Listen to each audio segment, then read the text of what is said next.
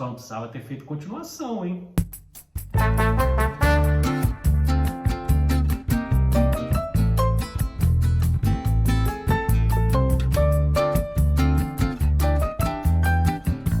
Olá, eu sou Edu Schneider do Cashback e hoje nós vamos voltar 54 anos no tempo para falar de A Última Sessão de Cinema do ano de 1971, dirigido por Peter Bogdanovich, baseado no romance de Larry McMurtry.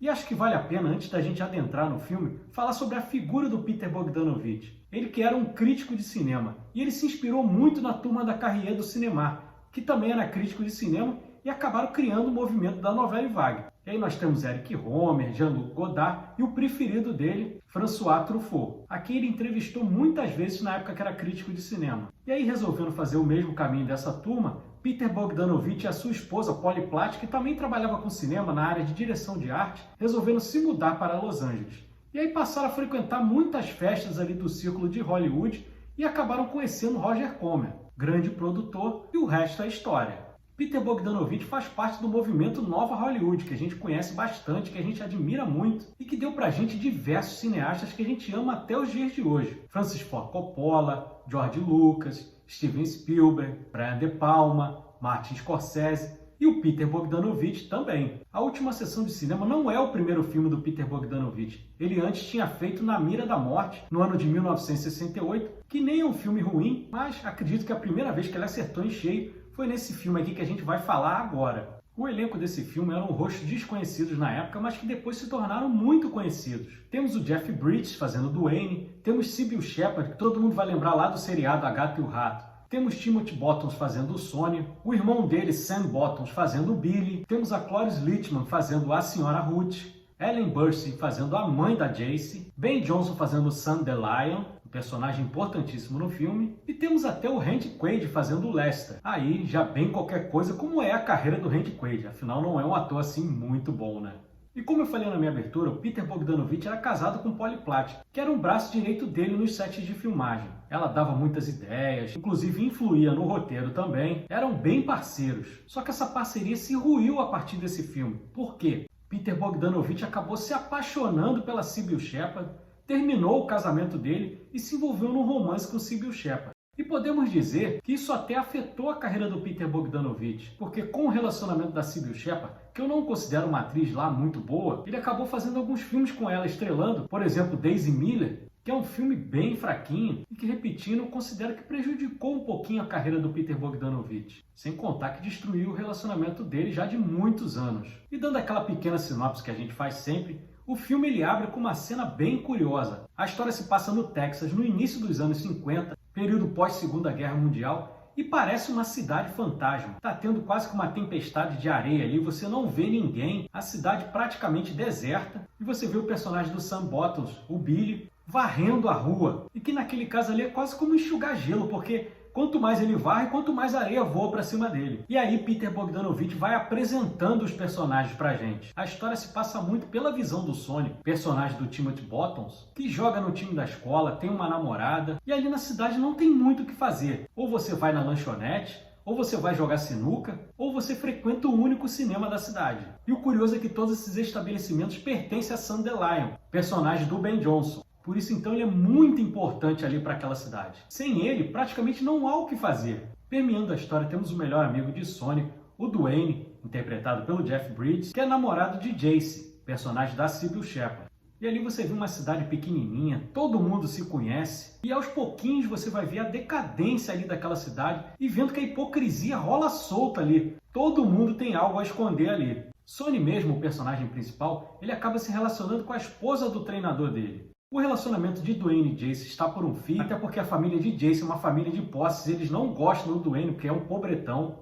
E aí ficam tentando empurrar Jace para, digamos, um bom partido, que no caso é o Lester, interpretado pelo Randy Quaid, que é um tremendo bobalhão. A própria mãe de Jace, interpretada pela Ellen Burstyn, que a gente vai lembrar lá do Exorcista, fazendo a mãe da Reagan, ela tem praticamente um casamento de fachada ali, porque é descarado um relacionamento extraconjugal dela com um funcionário do próprio marido. Então todo mundo ali tem alguma coisa a esconder. E essa decadência mesmo que seja mostrado de forma diferente, me lembrou muito Twin Peaks do David Lynch, que também era uma outra cidade que todo mundo tinha um podre para esconder. Aqui não é diferente. E aí lembra que eu falei que o Sam Delisle, que mantinha a cidade de pé, com a morte do Sam, é a pá de cal para a cidade, porque aí o cinema já não funciona mais da mesma forma, a sinuca e a lanchonete não conseguem mais ficar de pé, e aos pouquinhos as coisas vão se ruindo, assim como a vida pessoal de cada personagem. Então o filme é muito trágico nesse sentido. E essa visão pessimista casa muito com a nova Hollywood. Não há como negar. Você vê um filme igual Taxi Driver, você também vê uma ruína ali de um personagem, a ruína da própria Nova York, sempre suja. E aqui, apesar de se passar num lugar bem diferente, no Texas, uma cidadezinha bem pequenininha, obviamente bem diferente de Nova York, mas está ruindo da mesma forma. E o Peter Bogdanovich faz isso de uma forma brilhante, tanto no ritmo do filme, na edição, que ele também é um dos responsáveis, quanto na fotografia, que fica a cargo do brilhante Robert Surtees. Robert Surtees, que fez a fotografia de nada mais nada menos do que Ben-Hur, o filme que ganhou 11 Oscars, o recordista da Academia do ano de 1959. E aqui ele brilha muito. E aí, para exemplificar esse belo trabalho do Robert Surtees, eu queria trazer em tona a personagem Jace, que é extremamente egoísta, egocentrista, e a gente vê isso em determinadas cenas. Por exemplo, quando ela descobre que Sonny está tendo um romance com a senhora Ruth, esposa do treinador, ela fica indignada e a partir dali ela começa a dar em cima do personagem do Sonny, porque ela não admite não ser a única mulher desejada ali na cidade. E aí acaba arrumando um problemão, porque Sonny é o melhor amigo de Dwayne, e eles acabam brigando por causa dela. E para demonstrar esse egocentrismo dela, ela se envolve até com o amante da mãe.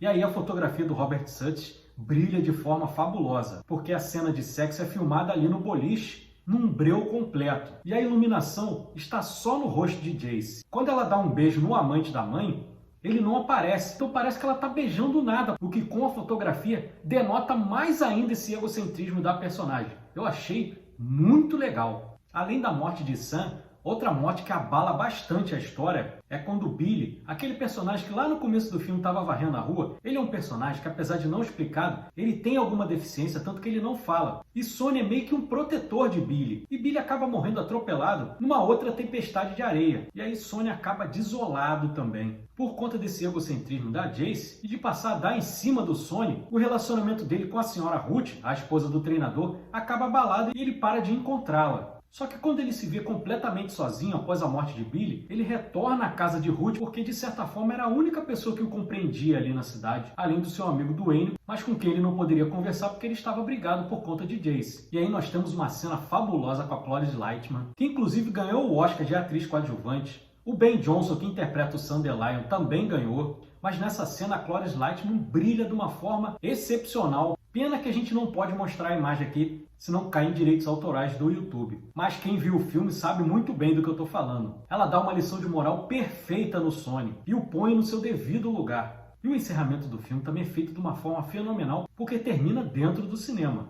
E é interessante porque está exibindo ali no cinema Rio Vermelho, filmaço com John Wayne e Montgomery Clift. Filme que eu adoro, até porque eu amo faroeste. E aí é mais uma vez impressionante, um diretor no seu segundo trabalho já fazia algo tão brilhante. Eu considero A Última Sessão de Cinema uma obra-prima. Mas, como nem tudo são flores, em 1990 foi feita uma continuação. Tem gente até que nem sabe que existia a continuação da Última Sessão de Cinema. Mas temos. É o filme Texasville, novamente dirigido por Peter Bogdanovich e também baseado num romance de Larry McMurtry. Temos o retorno do Jeff Bridges e da Sybil Shepherd, mas foi um tiro na água. O filme é bem fraquinho.